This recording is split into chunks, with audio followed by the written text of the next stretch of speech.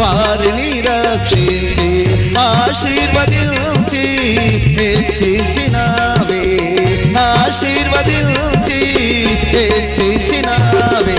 యేసయ్య నీవే నా కాపరి, నాకులేమి కలుగదు. యేసయ్య నీవే నా కాపరి, నాకులేమి కలుగదు. Praise the Lord. సంతోష చప్పట్లు కొట్టాలి, ప్రతి ఒక్కరు చప్పట్లు కొడుతూ దేవుని నామమును మహిమపరుద్దాం.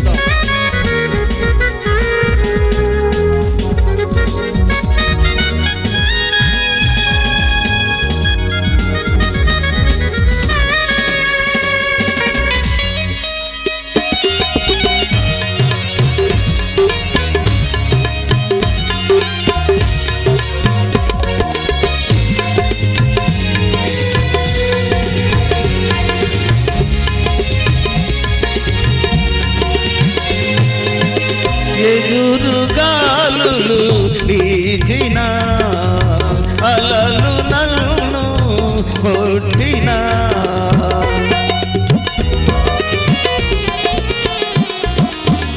ఎదురుగాలులు వీచిన అలలు నన్ను కొట్టినా, అలలను అణచి గాలిని గద్దించి, అలలను అణచి గాలిని గద్దించి నా తోడై నన్ను నడిపించదేవా, నా తోడై నన్ను నడిపించదేవా. యేసయ్య నీవే నా కాపరి, నాకులేమి కలుగదు. యేసయ్య నీవే నా కాపరి, నాకులేమి కలుగదు. నీవే నా ఆధారము, నీవే నా అభిషేకము, నీవే నా ఆధారము, నీవే నా అభిషేకము. యేసయ్య నీవే నా కాపరి, నాకులేమి కలుగదు. యేసయ్య నీవే నా కాపరి, నాకులేమి కలుగదు. హల్లెలూయా. గట్టిగా ఒకసారి హల్లెలూయా చెప్పండి, గట్టిగా చెప్పాలి. నాయన మంచివాడు.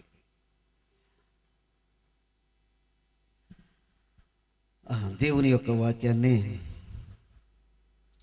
కొద్ది నిమిషాలు మనం విందాము. శ్రద్ధ కలిగి దేవుని యొక్క మాటలు వినండి. ప్రక్కనే ఉన్నటువంటి వరదరాజపాలెంలో 1 గంట అయినా దేవుని యొక్క వాక్యాన్ని శ్రద్ధగా విన్నారు. వాళ్ళు లేగలేదు కూర్చొని. ఇంకా ముగించనంటే ముగించమని చెప్పటం లేదు. పరమగీతము 2వ అధ్యాయము 1వ వాక్యాన్ని చూద్దాం. చదవండి. నేను షారోను పొలములో పోయు పుష్పము వంటి దానను. ఇక చాలమ్మా. షారోను పొలములో పోయబడిన పుష్పము వంటి దానను అని షోలమతి అని ఒక ఆమె చెప్తా ఉంది. ఇక్కడ పరమగీతము అని అంటే, పరము అంటే పరలోకము. అక్కడ జ్ఞానాన్ని సొలొమోను తీసుకుని ఈ గీతాన్ని రచించడం జరిగింది. ఆయనకి 700 మంది ఉపపత్నులు, 300 మంది భార్యలు ఉన్నారు. ఆ దినాల్లో ఆయనకు అది రాజభోగము. అందులో ఈ షోలమతి అనే ఆమె ఆయనకి ఇష్టమైన ప్రియురాలు కావచ్చు. అయితే ఈ పరమగీతంలో దీన్ని మనం చూసినట్లయితే చాలా జాగ్రత్తగా గమనించాలి, పరిశీలన చేయాలి. ప్రియుడు అని అంటే యేసయ్యగా మనం తీసుకోవాలి. ప్రియురాలు అని అంటే దేవుని సంఘంగా గుర్తించాలి. అదే విధంగా ఇక్కడ వరుడు యేసయ్య, వధువు దేవుని సంఘంగా గుర్తెరగాలి. ఈ మాటలు ఈ పరిశుద్ధ గ్రంథములు, ఈ పరమగీతాల్లో మనకి కనపడతా ఉంటాయి. ఇక్కడ ఈ వాక్యాన్ని మనం చూసినట్లయితే, నేను షారోను పొలములో పూయబడిన పుష్పము వంటి దానను. షారోను పొలము. ఈ రోజున పొలాలు మనం ఎన్నో చూస్తూ ఉన్నాం. మా ఏరియాలో అయితే జొన్న పొలం, మొక్కజొన్న పొలం, ఇంకా సన్ఫ్లవరు, శనగ, వేరుశెనగ, వరి ఇలాంటి పొలాలు కనపడతా ఉంటాయి. ఇక్కడ మనకు కూడా వరి, మిను, లేకపోతే చెరుకు, రకరకాల పొలాలు ఉంటాయి. ఈ పరిశుద్ధ గ్రంథములు కూడా ఎన్నో పొలాలు మనకు కనపడతా ఉంటాయి. పొలము అంటే మనమే అని మాత్రం ఒకసారి గుర్తుపెట్టుకోండి నేను చెప్పే విషయంలో. అయితే ఈ రోజున పొలము సంఘానికి కూడా సాదృశ్యంగా కనపడతా ఉంది. ఈ సంఘాల గురించి, మన గురించి, ఈ సంఘం అనే పొలంలో ఉన్న మనము ఏ విధంగా ఉంటున్నాం, ఈ పొలాల గురించి కొన్ని మాటలు మీకు చెప్తాను.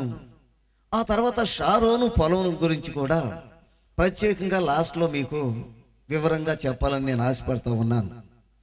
గమనించండి ప్రియమైన దేవుని బిడ్డలారా, చాలా శ్రద్ధగా ఈ వాక్యాన్ని మనం తెలుసుకోవాలి.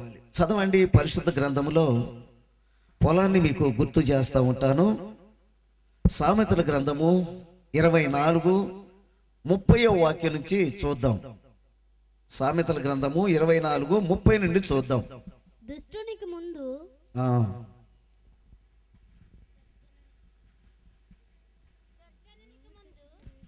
సామెతల గ్రంథము 24:30 వాక్యం నుండి చూద్దాం. దుర్జనునికి ముందు గతి లేదు, భక్తిహీనుల దీపము ఆరిపోవును. సామెతల గ్రంథము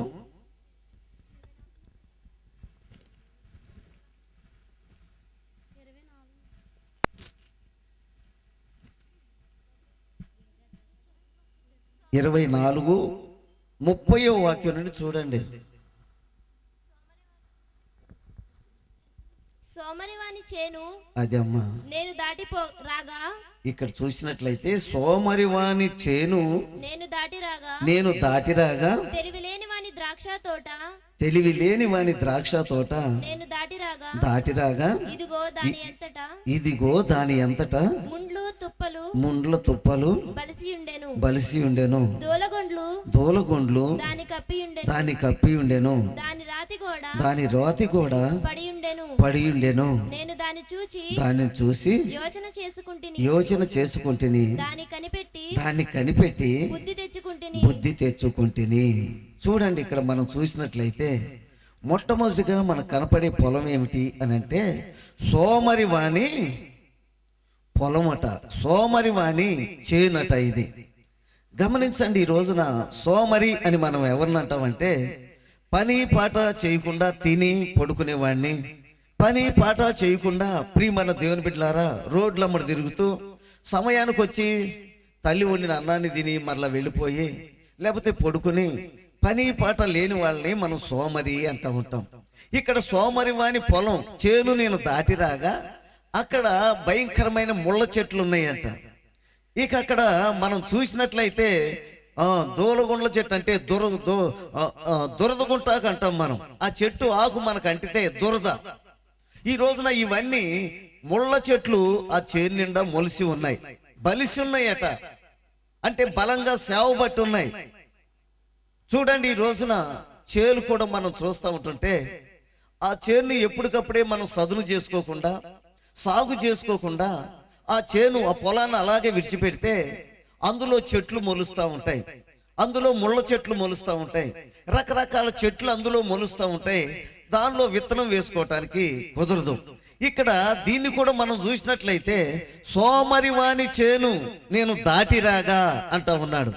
ఈ రోజున సోమరి వాళ్ళు ఎవరు అనంటే వ్యవసాయం చేసేవాళ్ళు, వ్యవసాయం చేయకపోతే సోమరితనం. అంటే ఈ రోజున దేవుని యొక్క సేవకులు కూడా వ్యవసాయదారులే, వ్యవసాయం చేసేవాళ్లే. ఈ రోజున దేవుని సేవకులు సోమరితనంగా ఉంటే, సోమరితనంగా ఉండి వాళ్ళు ప్రార్థన చేసుకోకుండా, సంఘానికి ప్రార్థన చేయకుండా, సంఘాన్ని బట్టి సంఘ క్షేమం కొరకు ప్రార్థన చేయకుండా, చూడండి ప్రియమైన దేవుని బిడ్డారా, సోమరితనంగా వచ్చే కానుకలు తీసుకుని శుభ్రంగా తిని పడుకుంటే ఆ సంఘము ఏ విధంగా ఉంటుందంటే విశ్వాసులు ముళ్ళగా మారతారట. విశ్వాసులు ముళ్ళగా మారిపోతారు. ఇక నీ కాల్లో ముళ్ళైపోతారు, కంట్లో ముళ్ళైపోతారు. అన్ని విషయాల్లో నీకు ఎదురొస్తూ ఉంటారు, నీకే బోధించే స్థితిలోకి వస్తారు. దైవ సేవకుల్ని ప్రేమించరు. ప్రియమైన దేవుని బిడ్డలారా, దైవ సేవకులకి విధేయత చూపించరు. కారణం ఏమిటంటే సోమరి వానిగా దైవ సేవకుడు ఉంటే ఇదిగో సంఘము కూడా సోమర్తనం అయిపోద్ది. దైవ సేవకుడు మోకరించి ప్రార్థన చేస్తే సంఘం కూడా దైవ సేవకుడు ఏ విధంగా చేస్తున్నాడో ఆ దైవ సేవకుడిని అనుసరించి నడుస్తుంది గనక ఆ సంఘం కూడా ప్రార్థన చేసుకునే సంఘంగా ఉంటుంది. ఎప్పుడైతే సంఘం ప్రార్థన చేస్తుందో ఆ దైవ సేవకుని యొక్క సంఘం అభివృద్ధి అవుతుంది. ఆ సంఘం ఉన్నతమైన స్థితిలో విశ్వాసంలో బలపడుతుంది. ఆ సేవ విస్తరిస్తూ ఉంటుంది. ఆ దైవ సేవకుడు మంచి ఆరోగ్యం ఉంటుంది.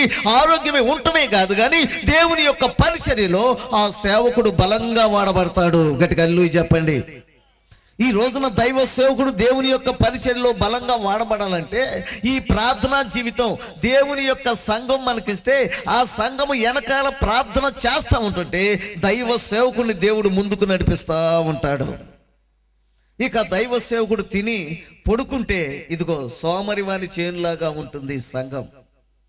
ఈ రోజున దైవ సేవకుడే కాదు, ఇక తల్లిదండ్రుల చరిత్ర చూసినట్లయితే తల్లిదండ్రులు కూడా తిని పడుకుని ప్రార్థనా జీవితం లేకుండా వాళ్ళు కూడా ఇక తింటున్నాములే, ఉంటున్నాములే, ఉద్యోగానికి వెళ్తున్నాములే, వ్యాపారం చేసుకున్నాములే, కష్టపడుతున్నాములే, కొంత సొమ్ము సంపాదిస్తున్నాములే, ఆ కష్టార్జితాన్ని తింటున్నాములే అనుకుని నీవు సంబరపడిపోతే చూడండి, ప్రార్థనా జీవితం లేకుండా, దేవుని యొక్క వాక్యం లేకుండా, కుటుంబంలో ప్రార్థన లేకుండా నువ్వు సోమరితనంగా తల్లిగా తండ్రిగా నీవు ఉన్నట్లయితే నీ పిల్లలు నీకు ముళ్ళుగా మారతారు. నీ కుటుంబంలో గుండెల మీద పెట్టుకుని పెంచుకున్నటువంటి బిడ్డలు నీకు ముళ్ళుగా మారిపోతారు. కుటుంబాలు ఈ రోజున అలాంటివి చాలా ఉన్నాయి. పిల్లలకు ప్రార్థన నేర్పరు, మోకాళ్ళ జీవితం నేర్పరు, వీళ్ళకే లేదు. పిల్లలు బైబిల్ చదవటం నేర్పరు, వీళ్ళే చదవరు. వీళ్ళు దేవుని సంధికి 6 రోజులు పని చేసుకుని 7వ రోజు మందిరానికి రావాలి, వీళ్ళే రారు. ఆ సోమర్తనంగా వీళ్ళు ఉంటారు కనుక ఆ పిల్లలు ఏ విధంగానంటే నీ ఇంటిలో నీ ఇల్లనే పొలంలో ముళ్ళులాగా ఉంటారు. ఈ రోజున ఈ సోమర్తనంగా పిల్లలు తయారైపోతారు. ఇక సమయానికి వస్తారు, తండ్రి కష్టపడి తీసుకొస్తుంటే తల్లి వండి పెడుతుంటే తింటారు, మరలా వెళ్ళిపోతారు. పని చేయరా, ఒరే కొంచెం చదువుకోరా, లేకపోతే కొంచెం మీ నాన్నకి కొంచెం సహాయకుడిగా ఉండరా అని అంటే నాకు కుదరదు, నాకు పని ఉంది. కన్నవాళ్ళు భోజనం పెట్టరా, కన్నవాళ్ళు పోషించరా, కన్నవాళ్ళు పోషించలేని వాళ్ళు నన్ను ఎందుకు కన్నారు అని ఎదురు ప్రశ్న వేస్తా ఉన్నారు. ఈ బిడ్డల్ని కన్న తర్వాత మనం ప్రేమిస్తున్నాం. చిన్నపిల్లలు పుట్టగానే ప్రియమైన దేవుని బిడ్డలారా, వాళ్ళకి చక్కగా జీన్ ప్యాంట్లు, జీన్ షర్ట్లు, వాళ్ళకి టోపీలు, సాక్స్, బూట్లు అన్నీ తీసుకొస్తున్నావు. మరి నువ్వు ప్రేమించిన బిడ్డ మరి ఆశీర్వాదకరంగా దీవెనకరంగా ఉండాలని నువ్వు ఆశిస్తే నీకు సోమరితనం పనిచేయదు. సోమరివాని కుటుంబంగా నీ కుటుంబం, నీ ఇల్లు ఉండటానికి వీల్లేదు. ఈ రోజున నువ్వు ప్రార్థన చేసుకుని మోకాళ్ళ జీవితం కలిగి నీవు ఉన్నట్లయితే నీ ఇల్లు సోమరితనంగా ఉండదు. అందుకని ఈ రోజున ప్రియమైన దేవుని బిడ్డలారా, మొట్టమొదటిగా ఎక్కువగా మీకు చెప్పడం లేదు, మొట్టమొదటిగా మనం చూసిన పొలం ఏది అని అంటే షారోను పొలం. అది తర్వాత చెప్తాను. రెండవదిగా మనం చూసిన పొలం ఏమిటి అని చూసినట్లయితే ఏ పొలం అండి రెండవది? ఇప్పుడు చెప్పిన పొలం ఏ పొలం అది చెప్పాలి. ఇప్పుడు ఏ పొలం చదివామమ్మా మనం? నాకు వినపట్ల. ఏ పొలం? ఏమండి వినపడుతుందా మీకేమన్నా? వినపడుతుందా? నా మాట కాదు, వాళ్ళ మాట. ఏ పొలం దాటి వచ్చాం మనము? సోమరివాని పొలాన్ని మనం దాటి వచ్చాం. చూడండి, ఈ రోజున పని పాట లేకుండా ఉంటూ ఉన్నారు. అందుకనే ఈ సామెతల గ్రంథకర్త కూడా దేవుని యొక్క జ్ఞానంతోనే ఈ గ్రంథాన్ని రాశాడు గనక ఈ సోమరివానికి చక్కని ప్రియమైన దేవుని బిడ్డలారా, సేవకులు కూడా ఈ బైబిల్ కాలేజీలు పెడతా ఉన్నారు. అక్కడక్కడ వీళ్ళని అక్కడికి తీసుకెళ్ళి బైబిల్లో కొన్ని పాఠాలు నేర్పుతా ఉన్నారు. అబ్రాహాము తాత ఎవడో, వాళ్ళ తాత ఎవడో ఇవన్నీ చెప్తా ఉన్నారు. సేవల జయలో అన్నీ నేర్పుతా ఉన్నారు. ఈ గ్రంథకర్త కూడా ఒక ట్రైనింగ్ స్కూల్ పెట్టారు. అక్కడ లెక్చరర్స్ ఎవరు అని అంటే చీమలంట. అందుకని సోమరి నీవెక్కడికి వెళ్ళాలి ఇప్పుడు? సామెతల గ్రంథం 6:6 చూడు. సామెతల గ్రంథం 6:6. సోమరి చీమల యొద్దకు వెళ్ళుము, సీమల యొద్దకు వెళ్ళుము, వాటి నడతలు కనిపెట్టి జ్ఞానము తెచ్చుకొనుము. ఏదో పిల్లోని బడికి పంపిస్తే 4 అక్షరాలు నేర్చుకుని జ్ఞానం తెచ్చుకుంటాడని బడికి పంపిస్తున్నాను అని వాళ్ళు ఇంతకు ముందు మమ్మల్ని బడికి పంపించేటప్పుడు మా అమ్మ మా నాన్నోళ్ళు. ఇప్పుడు ఈయన చెప్తున్నాడు సోమరితనంగా ప్రార్థన లేనటువంటి సేవకులైనా, ప్రార్థనా జీవితం లేనటువంటి, దేవుని యొక్క సన్నిధికి రానటువంటి తల్లిదండ్రులకు ట్రైనింగ్ స్కూల్ ఏమిటంటే చీమల దగ్గరికి వెళ్ళాలంట. ఆ చీమలను చూసి మనం జ్ఞానాన్ని సంపాదించుకోవాలంట. ఇప్పుడు ఆ చీమలు ప్రియమైన దేవుని బిడ్డలారా, నువ్వు కాలేస్తే బ్రతుకుతీయా? బ్రతుకుతీయండి. మనం కాలేస్తే ఎంత ఉంటుందండి చీమ? కాలేస్తే కొన్ని 100 చీమలు చచ్చిపోతాయి, అంత బలవంతులు మనం. మరి మనం ఎక్కడికి వెళ్ళాలంటే నేర్చుకోవటానికి ఆ చీమల దగ్గరికి వెళ్ళి నేర్చుకోవాలంట. అప్పుడు నీకు జ్ఞానం వస్తుందంట. ఏమిటి అని చూస్తే అవి వేసవకాలం ఆహారాన్ని పోగు చేసుకుని వర్షం వచ్చినప్పుడు బయటికి రావటానికి వీల్లేదు కనుక వాటిని కొట్లలో స్టాకు చేసుకుంటాయట. చూడండి, అందుకని ఈ రోజున నీవు కూడా చేయవలసింది ఏమిటంటే దేవుని యొక్క సన్నిధికి వచ్చి ఈ సువార్త సభలు జరిగిన, ఆదివారపు ఆరాధన జరిగిన దైవ సేవకుడు ఆత్మ సంబంధమైన ఆహారం అనే వాక్యాన్ని విత్తినప్పుడు ఆ వాక్యాన్ని తీసుకుని నీ హృదయంలో భద్రపరుచుకుంటే అది శ్రమల్లోనూ, నీకు బాధల్లోనూ, నీ సమస్యల్లోనూ నీకు శాంతి లేనప్పుడు అవి నీకు నెమ్మదిని కలిగిస్తూ, నీకు ఆదరణ కలిగిస్తూ, నిన్ను ధైర్యాన్ని పరుస్తూ, నిన్ను విశ్వాసంలో నిలబడద్ది ఆ వాక్యము. ఈ రోజున ఆ వాక్యం అనే ఆహారం నీకు కావాలి అని అంటే నీకు ఇచ్చినటువంటి సంఘానికి ప్రతి ఆదివారం నువ్వు వెళ్ళాలి. గట్టిగా హల్లెలూయా చెప్పండి. అదే విధంగా ఇలా సభలు జరుగుతూ ఉన్నా, నీవు ఏ డినామినేషన్లో ఉన్నా, నీవు ఏ మందిరంలో ఉన్నా, ప్రతి చోట యేసు క్రీస్తు సువార్త స్వస్థత మహాసభలు అంటే యేసు క్రీస్తు నామాన్నే ప్రకటిస్తారు కనుక ఆత్మ సంబంధమైన ఆహారం అక్కడ దొరుకుతుంది కనుక నువ్వు సోమరిగా తిని మనసు మీద పడుకోకుండా, నువ్వు సోమరిగా తిని సినిమాల చుట్టూ తిరగకుండా, నువ్వు సోమరిగా తిని టీవీ ముందు కూర్చోకుండా ఈ సువార్త సభలకు వచ్చి దేవుని యొక్క వాక్యం విని ఈ వాక్యము దొరికేటటువంటి ఈ సమయంలోనే ఈ వాక్యం సమృద్ధిగా నీ హృదయంలో దాచుకోవాలి. అందుకనే నువ్వు తెలుసుకోవాల్సింది ఏమిటంటే సీమల దగ్గరికి వెళ్ళి జ్ఞానాన్ని సంపాదించుకో ఓ సోమరి. ఆలోచన చేసుకోండి ఈ రోజున ప్రియమైన దేవుని బిడ్డలారా. అందుకే అతను అంటున్నాడు, ఆ జ్ఞాని సోమరమైన చేను అలా దాటి వస్తూ ఆ చేను అలా చూస్తూ ఉంటుంటే పొదలు ఉన్నాయంట, ముళ్ళ పొదలు, గుర్తుకుంటా చెట్లు ఉన్నాయంట. చాలా భయంకరంగా ఉంది. అది పంట లేదు, అందులో ఏ పంట పండటం లేదు. అది బీడు భూమిగా ఉంది. ఈ రాత్రి నువ్వు చేయవలసింది ఏమిటంటే ఆ బీడు భూమిని దున్నాలి. నీ కుటుంబంలో నీ కుమారులే కానీ, నీ కుమార్తెలే కానీ, నీ భర్తే కానీ, నీ భార్యే కానీ, నీ తల్లే కానీ, నీ తండ్రే కానీ ఎవరైనా నీకు ముళ్ళుగా ఉంటే, నీకు ఎదురొచ్చి మాట్లాడుతూ ఉంటుంటే, వారి ద్వారా నీకు సమస్యలు వస్తూ ఉంటుంటే ఆ సమస్యలన్నీ పోయి నీ కుటుంబం నెమ్మదిగా సమాధానంగా ఉండాలి అని అంటే ఇప్పుడు ఈ సోమరివాని చేనులాగా, ఈ సోమరివాని సంఘంలాగా, ఈ సోమరివాని ఇంటిలాగా, కుటుంబంలాగా నీ కుటుంబం ఉండకూడదు అనుకుంటే ఇప్పుడే ఆ సోమరితనం నుంచి నువ్వు విడుదల పొందు. గట్టిగా హల్లెలూయా చెప్పాలి, గట్టిగా చెప్పండి. ఆ తర్వాత ప్రియమైన దేవుని బిడ్డలారా, మరొక చేను మీకు చూపిస్తాను, చదవండి. మత్తయి సువార్త 13:38. పొలము లోకము. ఇక్కడ పొలం లోకమనే పొలం అట. ఏ పొలం ఇది చెప్పాలి? ఏ పొలం అమ్మిది? లోకమనే పొలము. పొలము లోకము అంటే లోకమనే పొలము. మరి ఈ పొలంలో ఏముంది అని యోహాను మొదటి పత్రిక 2:16 చూడండి. యోహాను మొదటి పత్రిక 2:16. లోకములో ఉన్నదంతయు శరీరాశయు, నేత్రాశయు, జీవపు డంబము ఇవి ఉన్న ఈ లోకములో ఉన్నది. ఇప్పుడు ఈ మనుషులు ఈ లోకములో ఏదో సంపాదించాలని ప్రయాస.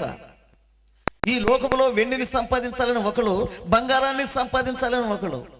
ఒక ఆయన కాపులు ప్రార్థనకు వస్తూ ఉంటాడు. వ్యవసాయం ఉంది వాళ్ళకి. ప్రియమైన దేవుని బిడ్డలారా, అతను వ్యాపారం చేయాలి అంటే కొంతమంది చూడండి చిన్న మాట చెప్పారంట.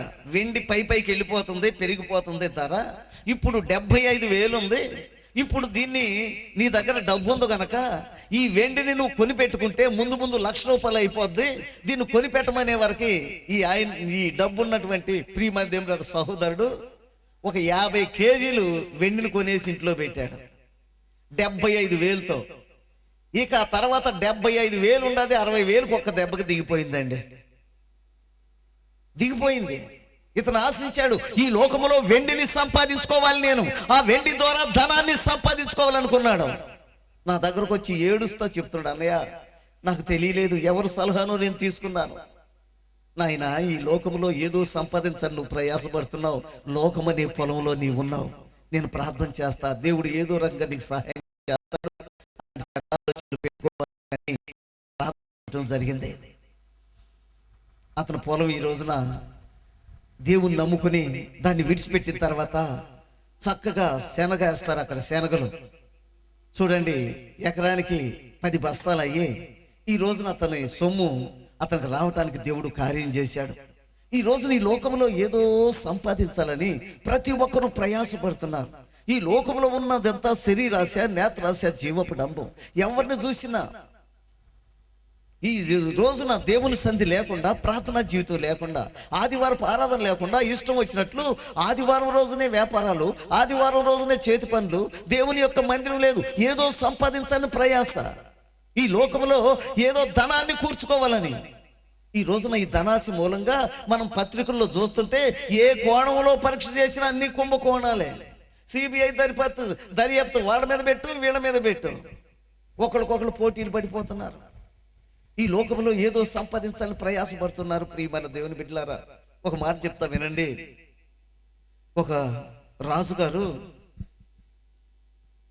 దండోరా వేయించాడట. ఇదిగో సూర్యోదయం మొదలుకొని సూర్య అస్తమయం వరకు ఇక్కడి నుంచి బయలుదేరి పరిగెత్తవచ్చు, నడవచ్చు. మరలా సూర్య అస్తమయం సమయానికి బయలుదేరిన దగ్గరకు వచ్చేస్తే అతను ఎంత దూరం అయితే పరిగెత్తాడో మరలా అదే సూర్యుడు ఈ ప్రొద్దు కుంకే సమయానికి ఇక్కడికి వస్తే అతను పరిగెత్తిన స్థలం అంతా అతనికి ఇచ్చేస్తానన్నాడంట. ఇంకొక అతను వచ్చి పరుగు ప్రారంభించాడు. సూర్యుడు ప్రియమైన దేవుడారా ఉదయాన్నే తూర్పున అలా పైకి వచ్చాడు. ఇతను పరుగు ప్రారంభించాడు. పరిగెడతా ఉన్నాడు, ముందుకు పరిగెడతా ఉన్నాడు, పరుగు తీస్తా ఉన్నాడు. ప్రియమైనటువంటి దేవుని బిడ్డలారా గమనించండి. ఇక మంచినీళ్ళు అవుతా ఉన్నాయి. మంచినీళ్ళు ఇవాళ కాకపోతే రేపు తాగొచ్చు అని ముందుకెళ్ళిపోతున్నాడు. మధ్యాహ్నం అయిపోయింది, ఆకలి అవుతుంది, సమయానికి అన్నం తినాలి. కానీ అన్నం తినలా. ఎందుకంటే బ్రతుకుండి కొంత సంపాదించుకుంటే, ఈ లోకములు ఈ పొలాన్ని సంపాదించుకుంటే, ఈ ఆస్తిని సంపాదించుకుంటే తర్వాత కూర్చుని తినొచ్చు అని చెప్పేసి అన్నం తినకుండా కూడా ఒక నూతనమైన భక్తి జీవితాన్ని నువ్వు ప్రారంభించగలిగినట్లయితే, ఆ వాక్యము నీలో మొలకెత్తగలిగినట్లయితే, నీవు ప్రార్థనా జీవితం